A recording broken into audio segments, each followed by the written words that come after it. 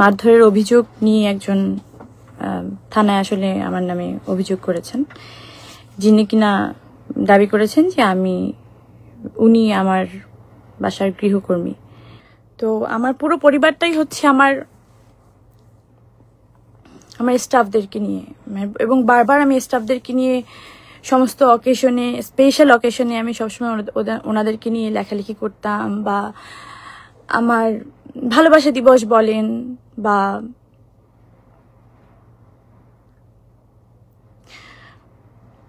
Mother's day, father's day, যাই বলেন না কেন, আমি কিন্তু ওনাদেরকে নিয়েই লিখতাম, কারণ ওনারাই আমার পরিবার, ওনাদেরকে নিয়েই আমি থাকি। সেখানে একজন আমার গৃহকর্মী, ধরেন এক মাস হয়ওনি, সে যদি আমার গৃহকর্মী দাবি করে, ঠিক আছে, তার দিক থেকে করতেই পারে, কিন্তু আমি বলবো সে আমার গৃহকর্মী না। আচ্ছা, এইগুলো তো আসলে অনেক পরে আসবে, আমি তার অভিযোগ, সেটাতে আমি আসলে মতামত দেব অথবা না দেব। যেহেতু একটা কমপ্লেন করা হয়েছে থানার মাধ্যমে, তো সেটা তো আইনি প্রক্রিয়ায় চলে গেছে, সেটা তো আইনি প্রক্রিয়ার মাধ্যমেই সমাধান হওয়াটা খুব বেশি, একটুখানি আমরা কি ওয়েট করতে পারতাম না? যারা মিডিয়া কর্মী ছিলাম, তারা যে মেন্টাল টর্চারটা আমাকে আজকে দিল, যেভাবে ফলো করে ওই নিউজটা করা হলো, যেভাবে প্রত্যেকটা তার ইন্টারভিউ করা হলো, তার মানে কি এটা আমরা কি প্রিভিলেজ দিচ্ছি না আমরা মিডিয়া কর্মী হয়ে, যে কেউ যার বিরুদ্ধে যেভাবে সাধারণ জিডি করলেই সাথে সাথে এটা জাস্টিফাই হয়ে যাবে? আপনারা কথা বললে আসলে কিন্তু এটা জাস্টিফাই হয়ে যায়, আপনারা যেভাবে কথা বলেন, মানে যেভাবে কথা বলেছেন আজকে সারা দিন, এবং আপনারা সবাই আমাকে চেনেন, তাতে কতটুকু আমি ছোট হয়েছি বা বড় হয়েছি তা না। আমি যদি অন্যায় করি, ডেফিনেটলি আমার শাস্তি পাওয়া উচিত, আমি পাবো, আমি শাস্তি পাওয়ার ওই জায়গাটা রাখি। কিন্তু একটা সাধারণ ডায়েরি থেকে কিভাবে আপনি একটা অভিযোগ করতেই পারেন, যে কেউ একটা অভিযোগ করতেই পারে, সেটা প্রমাণিত হওয়ার আগে আপনি কাউকে দোষী সাব্যস্ত করতে পারেন?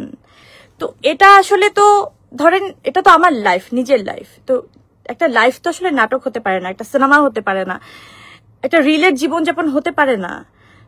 তো আমি তো 10টা মানুষের মতো একটা মানুষ। তো যেটা আইনি প্রক্রিয়ায় উনি, এখনো কিন্তু আমি এতক্ষণ ধরে লাইভ করলাম, এখন অব্দি কিন্তু কোনো অভিযোগের বিরুদ্ধে কোনো কথা বলিনি, যে এটা উনি রং বলেছেন, এটা রাইট বলেছেন, আমি কিন্তু কিছুই বলিনি, এখন অব্দি বলিনি, কারণ আমি আইনের উপরে আস্থাটা রাখতে চাই, বা আস্থা রেখে এসেছি। আমার বাসায় রাত 9টা অথবা 9:30টার দিকেই, আমি যেই থানার আন্ডারে থাকি ওই থানার পুলিশ যারা কর্মরত আছেন, তারা কিন্তু সবাই আমার বাসায় এসেছেন, মানে যাদের এই দায়িত্বটা ছিল, এবং তারা তাদের দায়িত্বটা পালন করেছেন। সবাইকে জিজ্ঞাসাবাদ, আমাকে জিজ্ঞাসাবাদ খুব সুন্দর করেই তারা করেছেন। আমার 2টা বাচ্চা, আমার এই ফ্যামিলি, আমার এই সুখ শান্তি, আমার কাজ, আমার জীবনযাপন, এই নিয়েই থাকতে চাই। কিন্তু দেখেন, আমার বাসায় তো 9 বছর ধরেও একজন কাজ করে। আমার যে ড্রাইভার, উনি 4 বছর ধরে আমার বাসায় কাজ করে, তার আগের ড্রাইভার ছিল 5 বছর, তো 4.5 বছর। তো এরকম বহুত মানুষ আমার বাসায় বছরের পর বছর কাজ করে, কই তারা তো কোনো অভিযোগ করলো না। এই একটা মেয়ে কেন এই 1 মাসের মধ্যেই এসে এত অভিযোগ করলো? 1 মাসও হয়নি। আর যাকে কিনা আমি অ্যালাউ করেছি কিনা, আমার কোনো মন্তব্য আপনারা কি আসলেই পেয়েছেন? বা আমি দিতে চেয়েছিলাম, বা আমি দিয়েছি, সেটাও কি ফলো করে প্রচার করেছেন? করেননি। তো এগুলো অফ করেন। পরিবার যদি কিছু বোঝায়, তাহলে আমার স্টাফরা, যারা কিনা 5-7 বছর ধরে আমার বাসায় কাজ করে না, আমাকে আগলায় রাখে, আমাকে ভালোবাসে, আমাকে বাঁচায় রাখে ভাই, আমাকে খাবার দেয়, আমাকে কাজে পাঠায়, আমার ডিপ্রেশনে, আমার দুঃখে, সবকিছু তোরা পাশে থাকে।